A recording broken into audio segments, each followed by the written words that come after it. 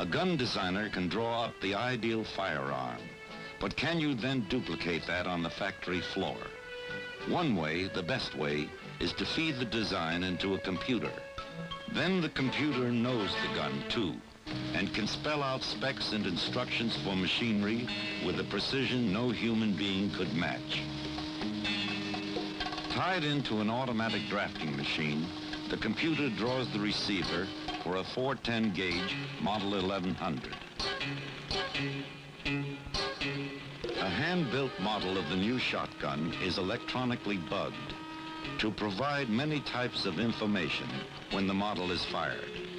Initial bolt velocity, terminal bolt velocity, bore gas impulse, gas cylinder impulse, chamber pressure, and so on.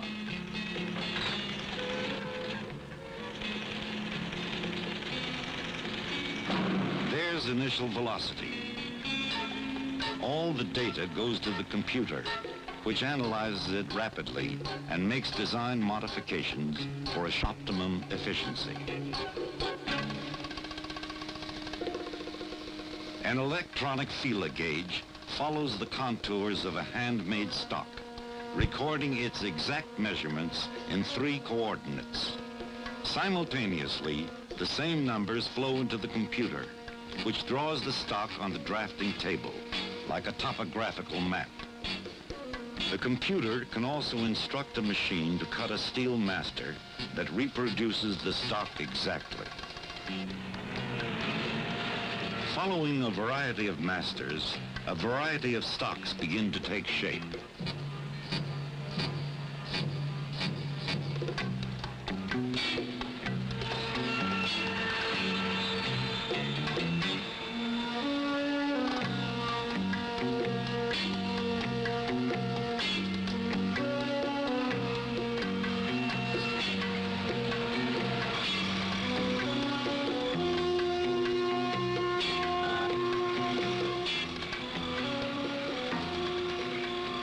We used to inlet rifle stocks by hand, and still do in some cases. But this $250,000 machine has taken over most of the work. The huge carousel can perform up to 32 separate operations, and exact settings at each stage eliminate any possibility of human error. Here's where modern production techniques have an advantage.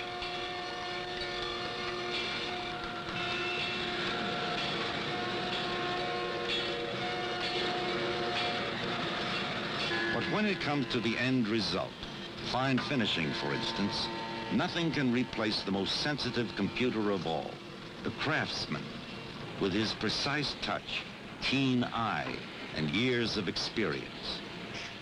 Here's where we begin making them one at a time.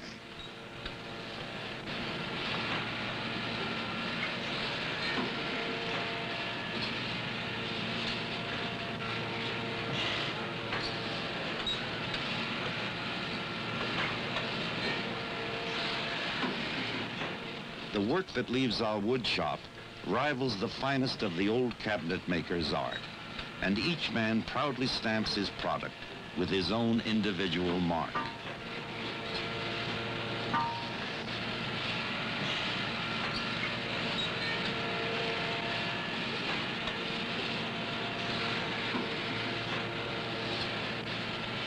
Stocks must be completely smooth, for the slightest scratch will be revealed by the fine finish to come. First, though, carefully seal all the pores.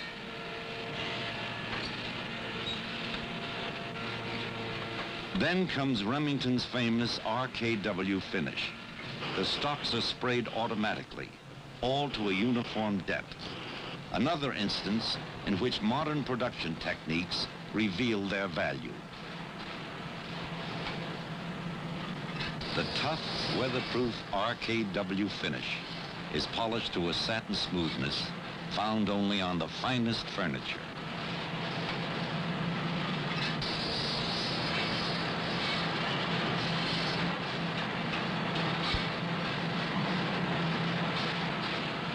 Beautiful, isn't it?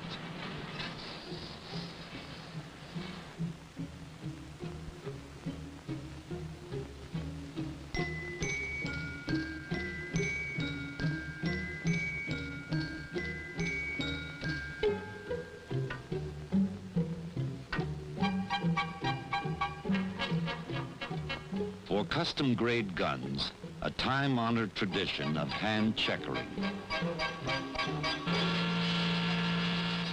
And now steel.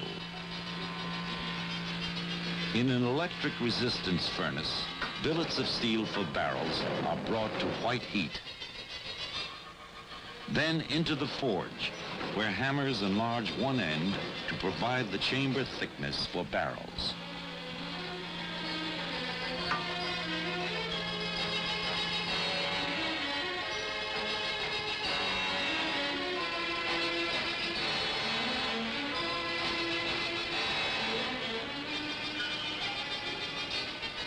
Heat treating changes the grain structure of the steel, increasing hardness and strength.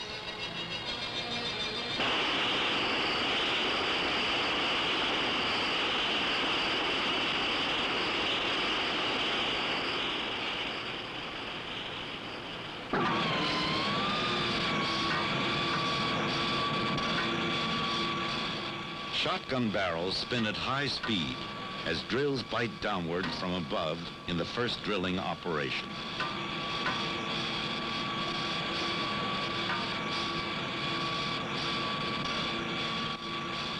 All along the line, careful checks and close tolerances. An air gauge measures the diameter of finished rifle bores. If there are constrictions or bulges in the bore, the little float will move out of limits and the barrel will be rejected.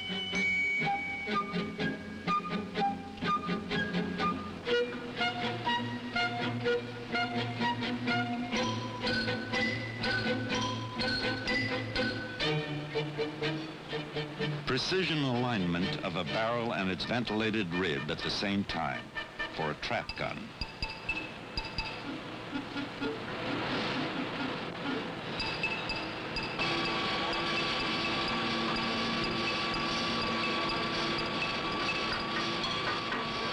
Preset equipment grinds the ribs to the proper height above the barrel, and at the same time assures flatness of the sight line.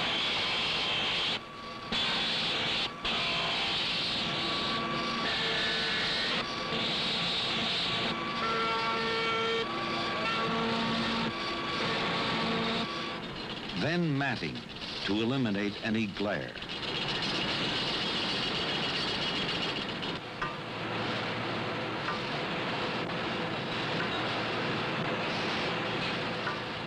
Reaming machines drill out the exact choke specified for shotgun barrels.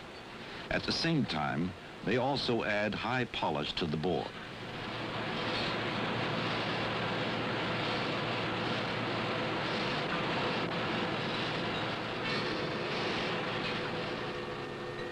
Receivers too begin with solid billets of steel. And first come the internal cuts, like inletting the action bar slots.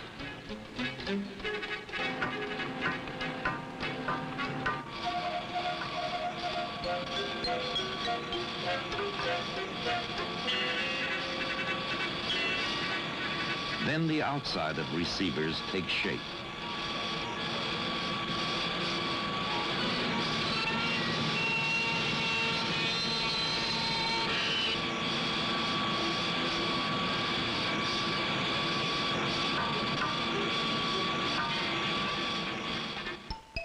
The computer not only develops gun designs and the masters for making gun components, it can also run factory machinery. It does this by punching out tapes that tell the equipment what to do. The tapes are inserted in consoles that control the machines. Each of these $100,000 machines can perform 12 to 18 operations and has a turret that holds the tools for them. Under instructions from the tape, the machine picks tools from the turret in sequence and then carries out the specified milling operations.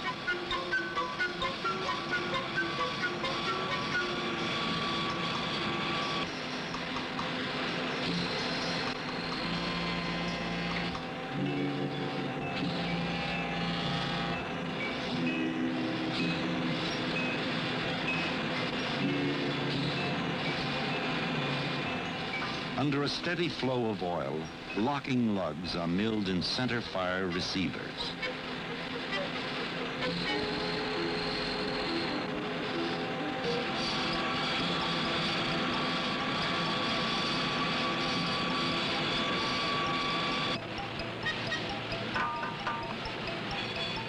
An induction furnace. Here, shotgun magazine tubes are brazed to receivers as flux flows away.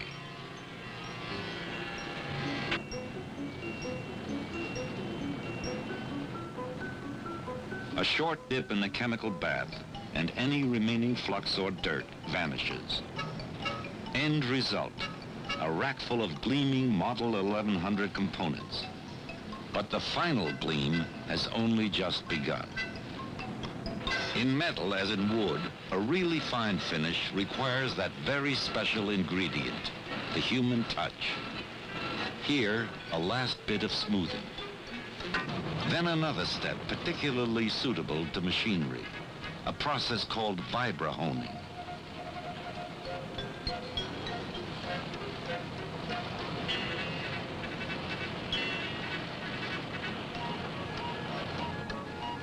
Here, components enter a tank, which is then filled with tiny, mildly abrasive pellets. The tank vibrates, and the little pellets gently hone every surface and recess of the metal, inside and out. The result is a smooth velvet finish on which working parts glide effortlessly, while providing the perfect base for beauty as well. That new look comes in the bluing bath. The gunsmith's traditional finish is only as good as the surface it encounters. If the metal is velvet smooth, the result is a deep, lustrous finish, something to admire.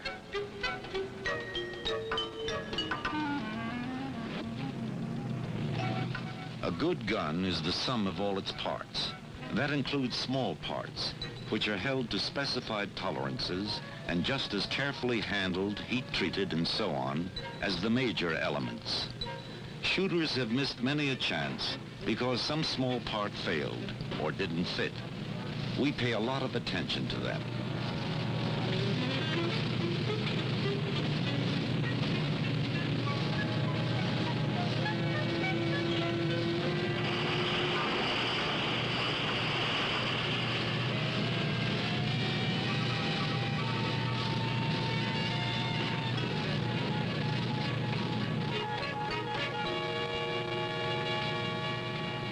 A trigger is an absolutely critical small part.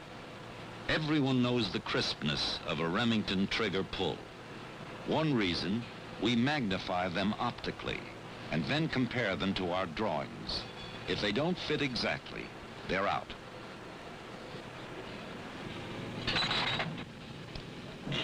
All the components, large and small, come together at the bench of a trained gunsmith. He assembles them, one gun at a time.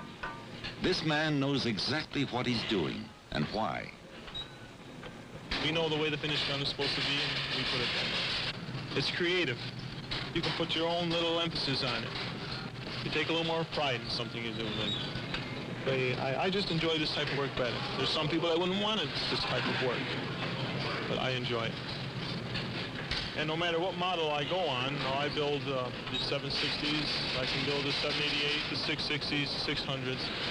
Any model I go on, I carry my stamp right along with me. I'm responsible for this rifle.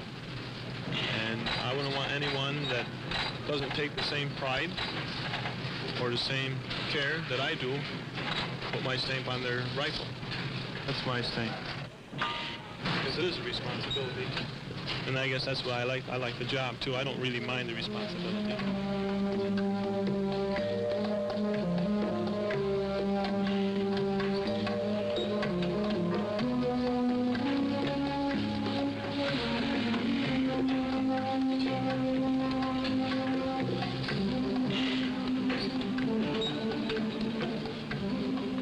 The gunsmiths in final assembly have service records of up to 35 years.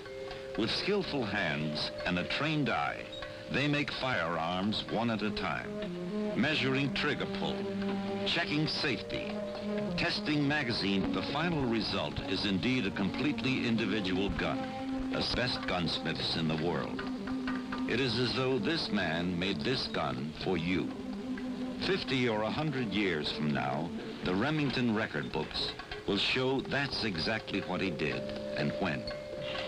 For if the gun meets the highly critical standards of this man, he stamps it with his own personal mark of approval.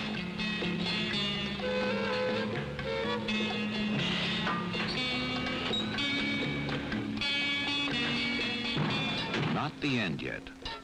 All firearms that use high-pressure ammunition are proof-tested with loads far more powerful than the heaviest they are designed for. That produces a stamp, too. Centerfire rifles are also targeted before they leave the factory. Then function firing, to make sure the magazines and mechanisms of all multiple-shot rifles and shotguns are in perfect working order. That includes 22s as well. Here again, that necessary stamp of approval.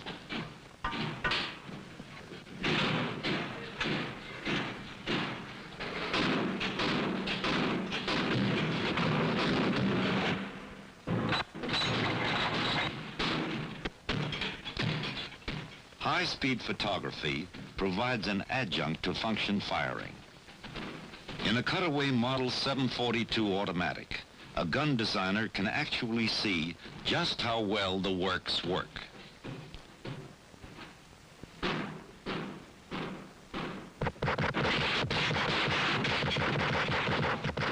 An awful lot of ammo gets shot up before it's your turn to shoot.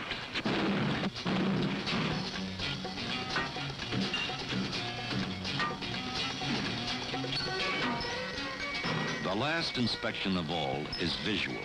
Does the gun look right? It must, because that will be our customer's first inspection. People all over the world know the quality of Remington workmanship. And so many turn to Remington for that gun of a lifetime, or several lifetimes for that matter. The finest firearms money can buy, in custom grades. Leon Johnson selects a handsome walnut blank for a D-grade Model 700 7mm Magnum.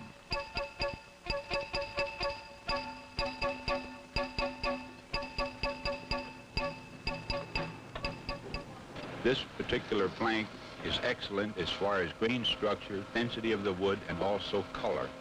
The grain is rather straight, but it has tiger tails going in at 90-degree angles from it, which gives it that nice look, but yet with a straight grain through the stock gives it stability.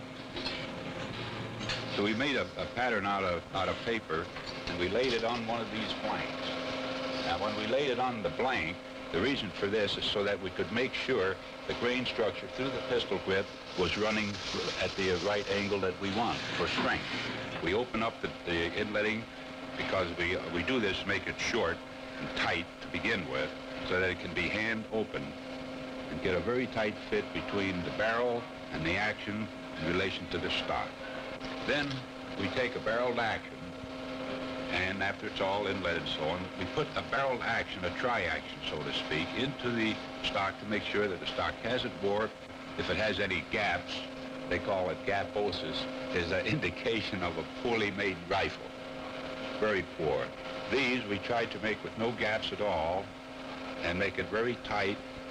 This also is good as far as ability to shooting, we call accuracy. This makes so that you can bed the rifle at the proper points, perfect fit between metal and wood. A rifle made from this piece of wood will hold its place anywhere as far as looks and stability is concerned, and it'll probably be a good eye catcher in any gun show or any gun enthusiast.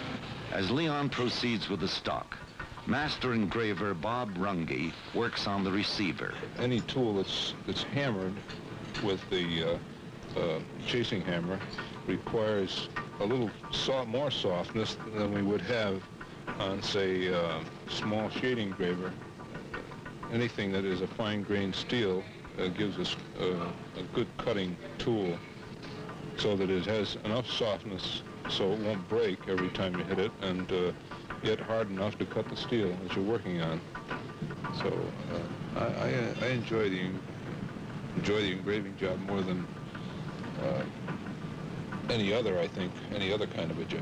I learn something all the time. It's the type of work, skill that you enjoy, the satisfaction of seeing the product completed.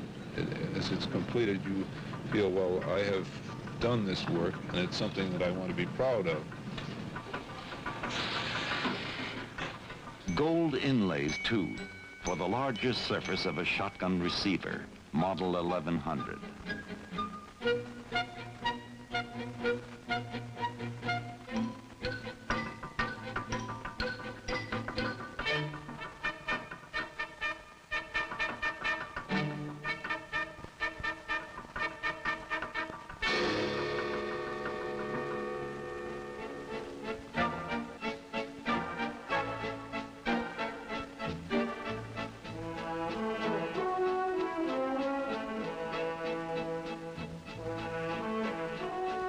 Custom work is careful work. By the time Leon and Bob were through with this rifle, Leon had grown a mustache. Let's take a good look at the ultimate in the gunsmith's art.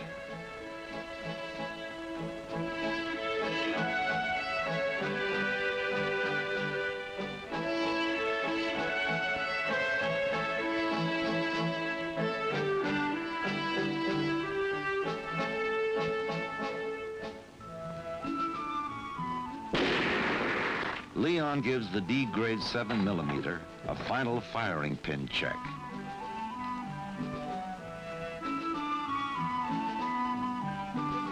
Wayne Leake is one of the foremost gun designers in the world, and he works at it all the time. This is where you'll find him on holidays and weekends and summer evenings when there's still light in the sky. Here at his own private 100-yard range in the woods behind his house.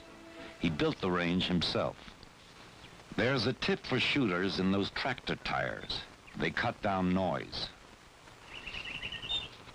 Wayne's checking out a .22 target rifle, standard 540X.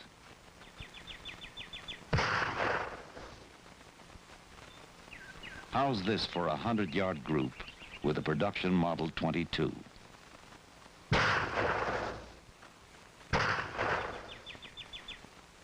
Another demonstration with a Model 700 bolt action, a 760 pump, and a 742 automatic. All three center-fire rifles fresh from the factory floor. Mike Walker, one of the finest bench rest shooters in the country, will fire the bolt action rifle. Jim Steckel will shoot the pump gun, and Leon Johnson on the left takes over the automatic. Each shooter will fire 3 shots at 100 yards, and Mike starts it off with a bolt-action Model 700.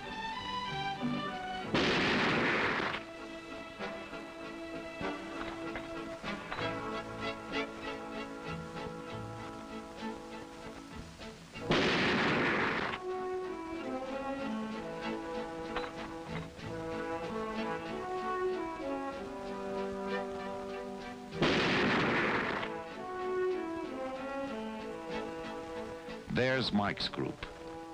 Now Jim with the 760 pump. People sometimes think of pump guns and automatics as somewhat less accurate, but our specs say they have to measure up to the Model 700. Let's see if they do. Not bad at all. Now it's up to Leon with the 742 automatic.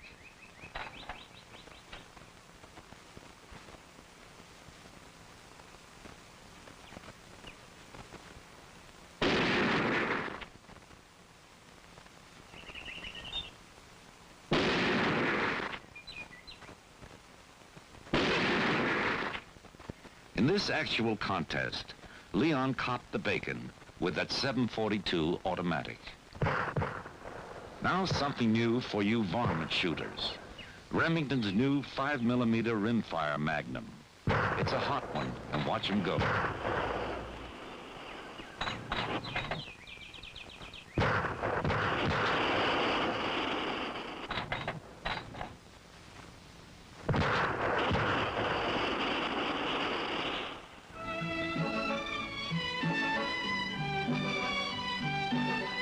By combining the ancient arts of the craftsman and the gunsmith with the modern arts of computers and technology, the oldest gun makers in America continue to make the best firearms in the world, one at a time. Here on the side of the barn are all of them, the whole Remington line. Shotguns and centerfires and 22s, bolt actions and pumps and automatics, in all the calibers and shot shell sizes they come in. Behind each gun stands a tradition of craftsmanship that goes back over a century and a half of American history. That tradition continues today in firearms individually designed for the targets you want to shoot or the game you want to bring down anywhere in the world.